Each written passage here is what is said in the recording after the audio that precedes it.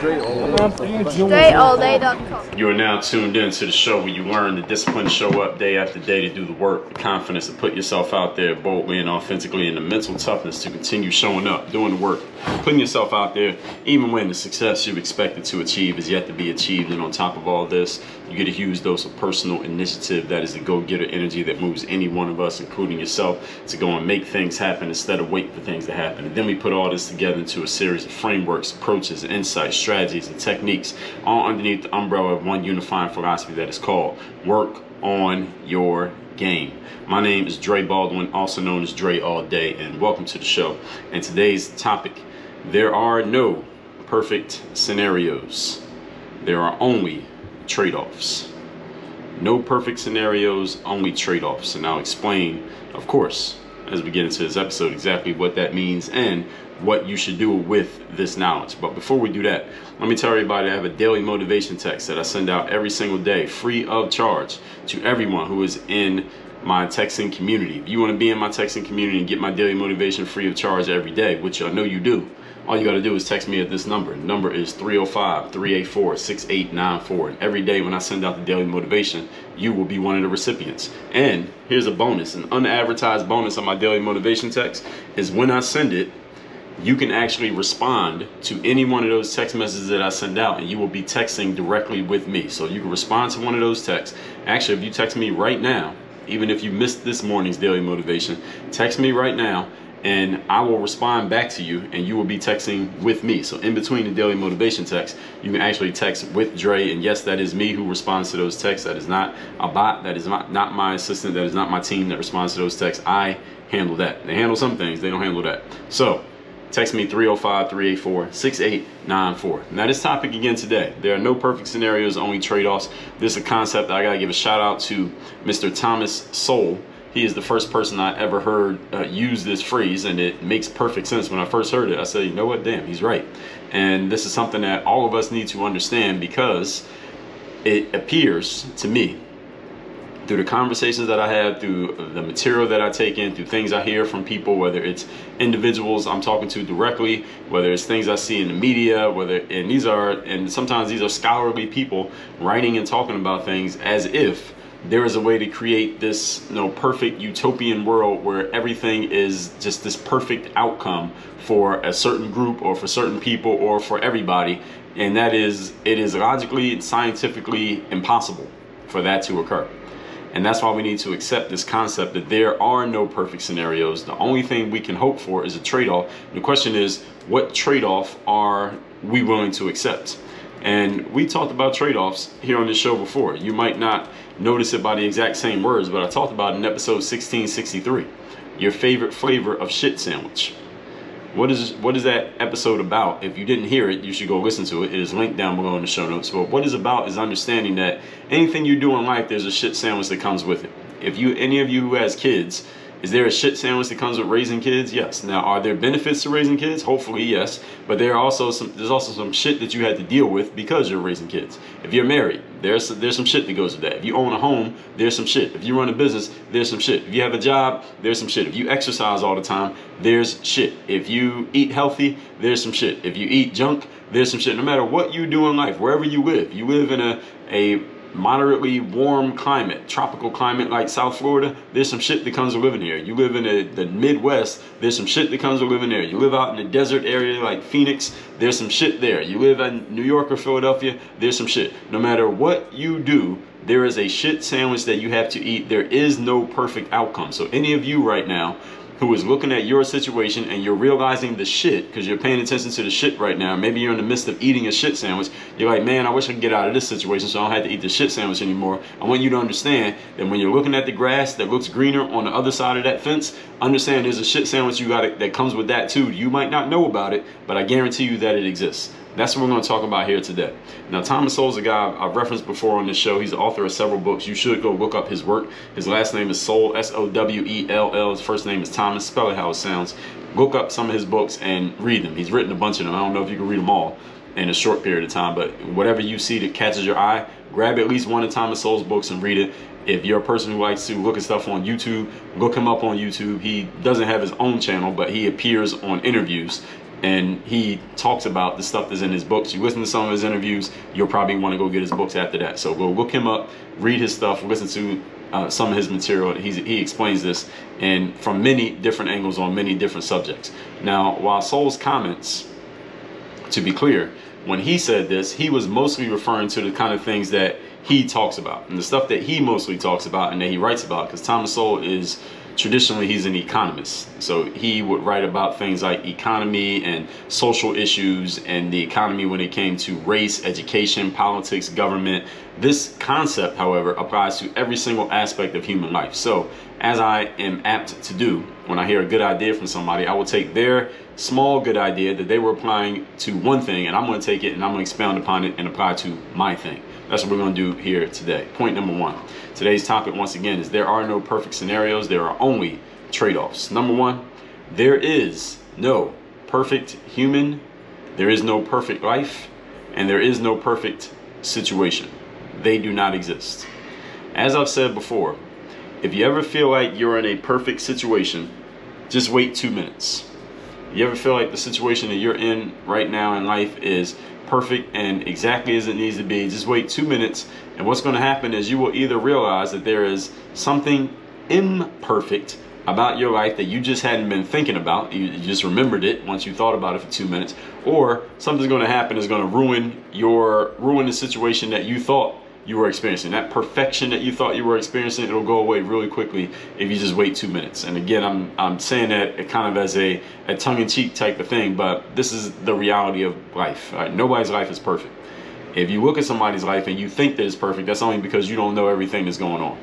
And if someone tries to present to you that their life is perfect or the situation is perfect, that's just because they're only telling you the parts they want you to know about. And I'm not saying that necessarily is a bad thing. I mean, who wants to be the bearer of bad news all the time? But everybody got some bad news going on in their life that maybe they're just either not able to do anything about right now, not doing something about, or maybe they're just trying not to think about.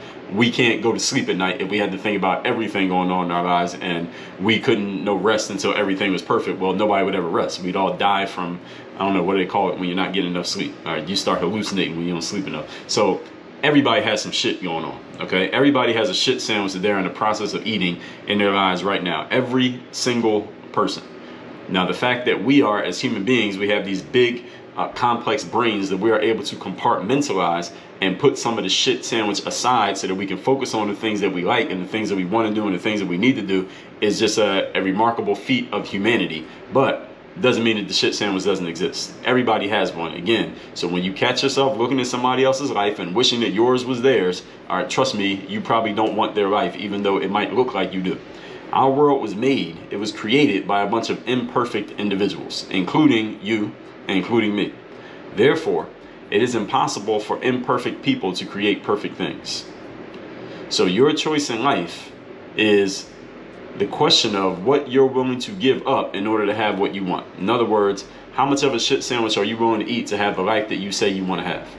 This is a choice that we all make every single day, multiple times per day, whether you are aware of it or not. Every single day you are making choices as to what am I willing to give up in order to have this thing. All right, so you want to be an early bird, then that means you might have to go to bed early. Or you want to stay up late, that means you're probably going to have to wake up a little bit later than everybody else. Those are trade-offs. You want to work out in the gym all the time, then you might not be able to eat ice cream and fried chicken every single day because your body's not going to have the fuel for you to perform in the gym. There's something that you got to give up. If you want to work at a job, you might not be able to run your own business. You want to run your own business, you won't have the lack of ownership that comes with having a job. There's a trade-off to every single thing. If you want to be married, then you can't be single. You want to be single, then you can't be married. So there's a trade-off to everything. There is no perfect outcome. Everybody understand what I'm saying here? And every day you make choices. Choices as to what you're giving up in order to have something else. Point number two.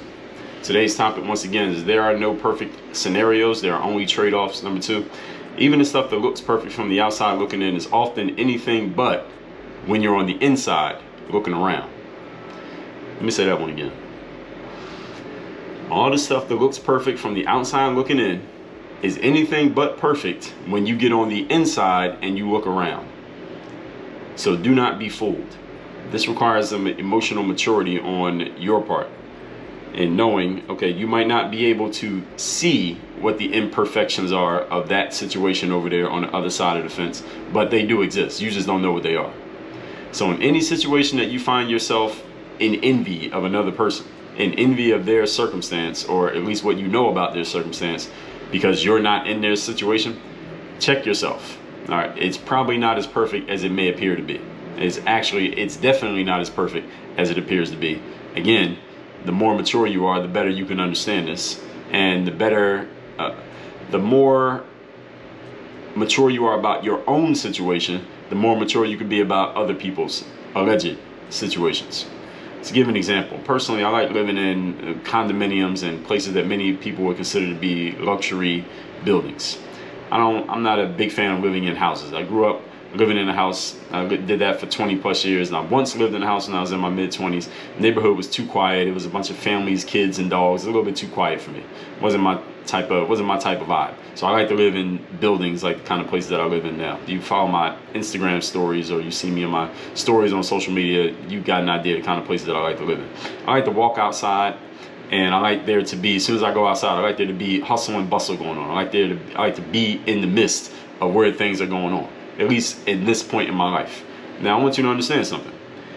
From the outside looking in, if you've never lived that type of lifestyle, this might seem like an amazing lifestyle. Maybe you think that's exactly what you want. But I want you to understand there's a trade-off to living in places like this. As you probably know, I'm a person who goes to bed early, and I like to wake up early. So it's important that wherever I live, my neighbors not be loud people who cause disturbances. But sometimes when you're living in places like this, think about it. You got a neighbor, there's a neighbor upstairs from me, there's a neighbor downstairs, there's a neighbor to the left, and there's a neighbor to the right. So that's 4 possible people who could be loud and making too much damn noise. Where if I lived in a house, I might only have 1 neighbor. I might have none, who at least I can't hear anything that they're doing. So now I've given myself 4 possibilities of someone disturbing the way that I want to live on a day-to-day basis, and I can't really do a damn thing about it. So usually in my experience, is always at least 1 person around who got some kind of habit that I got to learn to work around, because I have chosen to live a type of lifestyle where I have these people who are in such close proximity to me.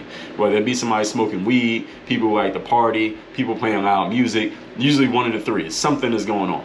And if you're always living in places where you have all these different neighbors to deal with, there's always going to be something that you got to deal with, and something that is a trade-off for the lifestyle that I have chosen to live.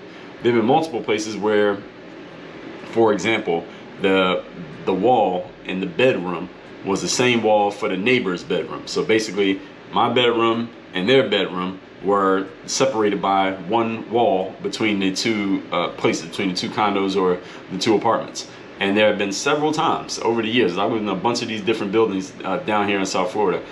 There have been several times, it's not where I live now, luckily, but there have been times when, with that neighbor, I knew every single time they were having sex. Now you could ask me how I know. Well, I know because the wall was the only thing that separated my bedroom from their bedroom. So if they were having sex, I knew exactly what was going on. I knew when the guy was back home from out of town, and I knew exactly how long their sex was lasting. The good part is most of the time the sex didn't last too long. Haha. I've had weed smoking neighbors. I lived in a building where, I remember once I lived in a building where my neighbors upstairs, they had hardwood floors throughout their unit, and it was, I think, either 2 or 3 women lived up there, and they were all strippers. That was their full-time job. They were strippers. I actually knew who they were. So every night they would come home from work at like 4, 5 o'clock in the morning. And that was fine by me, because I was waking up at 4 or 5 o'clock in the mornings because I was going to the gym to work on my game. This is during my basketball years. But the girl I was with at the time, she wasn't waking up at 4 or 5 in the morning. So she would kind of get woken up because all you hear above us is high heels walking on hardwood floors. I mean, they're not violating any rules by walking on the floor with high heels, but they had hardwood floors and they were wearing high heels, and you heard it every single night. So I knew when they were coming in from work. Now, sometimes they would turn on music too. Now that we call the front desk, call security for. But the thing is, this is the kind of stuff that you might not think about when you're on the outside looking in. They seem like small things, but it's not. It's happening every single day. Now, as a professional athlete, here's another example. Being a pro athlete, everybody either one of 3 things. They either know what you have, they think they know what you have, or they want to know what you have in terms of your material possessions. And that might seem like a great deal from the outside looking in. Everybody wants to know about you. Everybody sees you, especially those of you who are utilizing social media. And I get texts from people every day who are getting on social media or building their brands, and they want more people to know them. They want to be more seen. They want to be more visible. They want to get more attention. So when I'm telling you that one of the things about being a pro athlete is everybody wants to be in your business and know what you got, or they think they know what you got, it might seem like a great deal for you. But again, when you're on the inside, the situation is completely different. So you got to think of, for you, I've just told you some trade-offs that I live with, but think about some trade-offs that you had to make in your life and the kind of lifestyle that you live, that if someone didn't know, someone who doesn't know your lifestyle from the outside looking in, what are some things that they don't know about what you had to deal with, given the way that you live, given the business that you're in, given the kind of work that you do, given the people who you're around, given who you are as an individual. There are trade-offs that you make all the time, personally and professionally, that people on the outside have no idea about. You might not even look at them as trade-offs anymore because you've gotten so used to them. But if you did, you will realize how many of them you make every single day. What we need to talk about next then is the danger of exactly that. So let's move on to point number 3. Today's topic, once again, is there are no perfect scenarios. There are only trade-offs. The danger of all of this is what we call the greener grass syndrome. And everybody's heard the cliches about the grass being greener on the other side of the fence. This is the greener grass syndrome. Many of you know what I'm talking about. It is when you, looking at the trade-offs that you keep making in your world, or what you might not even see as trade-offs, maybe you just see them as negatives, you start having wandering eyes.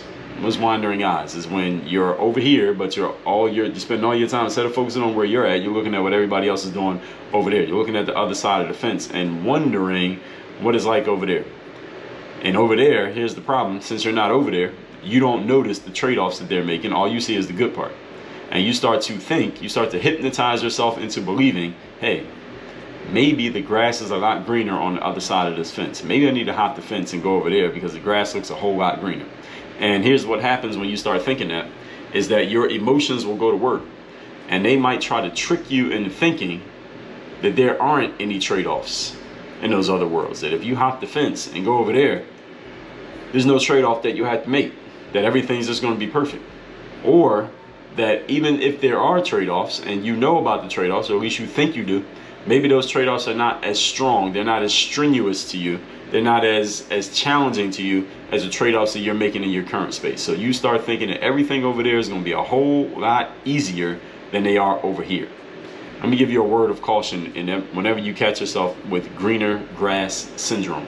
And every human being is susceptible to this. Some of us catch it more often than others, but all of us have had it before, and all of us are susceptible to catching it again. So nobody is immune to this. But let me give you a word of caution.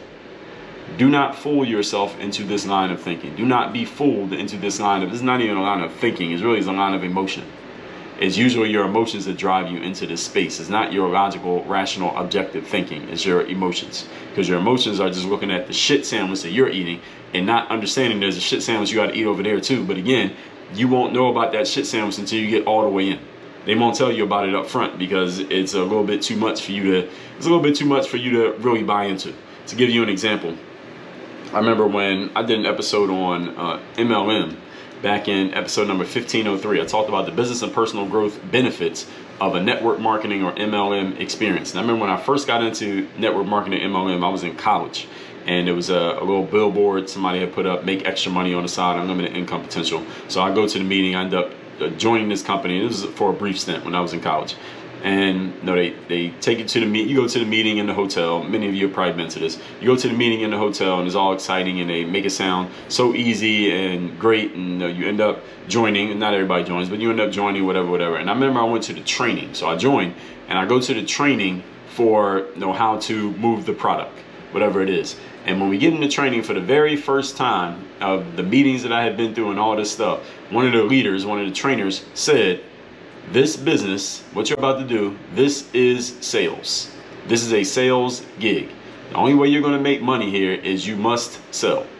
And what's interesting about him saying that, because I'm not averse to sale, I have a problem with selling. I like sales. I've always seen myself as a salesperson, even before I knew exactly how to sell, what sales was, before I was nowhere near being able to teach it to anybody. but I've always seen myself as a salesperson, so it didn't bother me to hear that it was sales. But one thing I do know is that in that training, when that man announced that this is sales, that guy's name was Tony. I remember his name was Tony. That was the first time of the meetings that I had gone to, the material that I had taken in, my sponsor had talked to me and all this stuff. That was the very first time anyone had mentioned that it was sales to do this business, because they don't want to mention that it's sales when you're in an opportunity meeting, because a lot of people are going to be turned off. A lot of people are afraid of selling. A lot of people are so afraid of rejection. They're actually not afraid of selling. They're afraid of being rejected when they try to sell, that they don't want to do anything that has anything to do with selling. But anyone who listens to this show, you're in my audience, you understand everything is sales. Everything in life is sales. So when this guy announced that this is literally sales, I think some people might have been like, oh shit, I didn't know. That's the shit sandwich I gotta eat, is that I gotta sell to make money in this business. I didn't mind. But the point that I'm making here is, they didn't tell you that until after you signed up. They didn't let you know until you jumped over the fence and you were all the way in and you were locked into this side of the fence. Now let me tell you everything. This is sometimes what happens in life. They don't tell you all the stuff until you're already in. So don't fool yourself into the line of thinking that everything's going to be so much easier if you just jump the fence. All right, they don't tell you until you get over there. There are trade-offs to be made in every world. It is impossible to avoid trade-offs. And the grass is literally greener in places where the grass gets watered, tended to, and weeded. You pull the weeds out, you tend to the grass, you cut the grass, and you water the grass is going to be green. Whether that's in your lawn or somebody else's. So how much attention are you paying to your own lawn? Because if the grass is not as green as you want it to be, it's probably because you're neglecting it, because all you're doing, you're spending your entire day, instead of tending to your lawn, you're spending your entire day standing at the fence, looking over the edge of the fence and looking at what everybody else is doing on the other side. When if you would focus on what's going on your side, then you probably wouldn't have as much of a problem. There's this parable about the two farmers. They each owned a farm right next to each other. And each morning, one of the farmers rather, he would wake up in the morning, he would get dressed, he would brew his cup of coffee, then he would take a walk around his farm, and then he would go up to the highest hill on his farm, and he would spend a considerable time looking out from that hill, looking at the farmer next door's farm, looking at his farm, and wondering, damn, why is the grass over there so much greener than mine? Now the other farmer, on the other hand, every day he would wake up, he would get dressed, he would brew himself a cup of coffee, and he would take a walk around the grounds of his farm. And he would walk up to the highest hill on his farm, and you know what he would do? He would look over at his neighbor's farm and wonder, damn, why is the grass over there so much greener than the grass on my farm? Here's the point. Everybody does this. You are looking at somebody else's situation and saying, damn, the grass is so much greener over there. While that person is looking at your situation and saying, damn, the grass is so much greener over there. Everybody has this problem. We are all always spending way too much of our resources looking at everybody else's grass, and what we need to be doing is tending to our own. When you tend to your grass, the grass will be super green, and you won't be worrying about what it might be like on somebody else's lawn, because yours is so well taken care of. So with all that said, let's recap today's class, which is, there are no perfect scenarios, there are only trade-offs. This is a concept. Again, shout out to Thomas Sowell for planting the seed in my mind. Point number one, there is no perfect human life. There's no perfect human, no perfect situation. As I've said, if you ever feel like you're in a perfect situation, wait 2 minutes. You'll remember that something's not perfect, or something that will happen to remind you that it ain't perfect. Our world was made by a bunch of imperfect people, and it is inhabited by 100% imperfect human beings. So your choice in life is deciding what you're willing to give up in order to have what you want. What shit sandwich are you willing to eat? Point number two, even the stuff that looks perfect from the outside looking in is anything but perfect when you get to the inside looking in. No matter what you do in life, there is a trade-off that comes with it. And if you are not familiar with whatever trade-off you had to make to get into a certain life, here's my advice. Find out what the trade-offs really are before you jump in, because there are trade-offs. If anybody has you thinking that there are none, that's because they're lying to you, or they're just withholding the truth, which is another form of lying. Find out what the trade-offs are. There are always trade-offs. Okay, so there are always people who, every person rather, has to deal with something, what they do in life, that is a shit sandwich you have to eat, like I talked about in episode 1663. Point number three, the danger is the greener grass syndrome. Most of you probably already know exactly what this is when you're looking at your trade-offs, and because they're so harsh, you're wondering if the trade-offs will be less or there'll be none at all if you go and jump across the fence and get into somebody else's grass. But understand, there are always trade-offs anywhere. You might think somebody's trade-offs are less harsh on you than they are where you are right now, but do not allow your emotions to fool you into this line of thinking, because every single world you get into, there's a trade-off to be made. It's impossible to avoid, and the grass is green in the place where the grass is being watered, tended to, and weeded. What are you doing with your lawn? That is the real question. All that said, text me. First of all, to get my daily motivation text every single day for free, my number is 305-384-6894. And secondly, join my Bulletproof Mastermind so you can work with me directly on your strategies. What are you actually applying? How do you know exactly what you should be doing? Your accountability. How do you know if the things you're doing are actually working and producing a result? What are we weighing them against? What is the baseline? What are the standards? And execution. How do we get things done consistently? Same things the same way every time, so that you can produce consistent results, because that's the game that we're in. All of that is at workonyourgameuniversity.com. Again, for the Bulletproof Mastermind, workonyourgameuniversity.com. Work on your game. Dre all day.